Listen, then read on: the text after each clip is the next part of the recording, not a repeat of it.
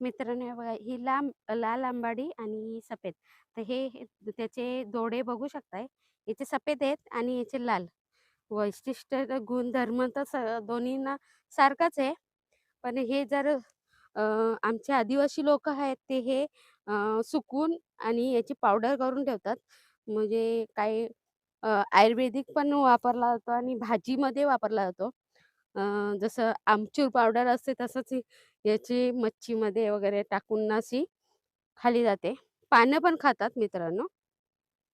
आणि याचं जर कोणाला आमचे पूर्वीचे लोकं आजारी पडली, ज्याचा तोंड खराब पडला, तेव्हा त्याला गरम पाण्यात किंवा कोमट पाण्यात हे असं मिक्स करून द्यायचं, की जेणेकरून त्याच्या तोंडाला चव यावी म्हणून.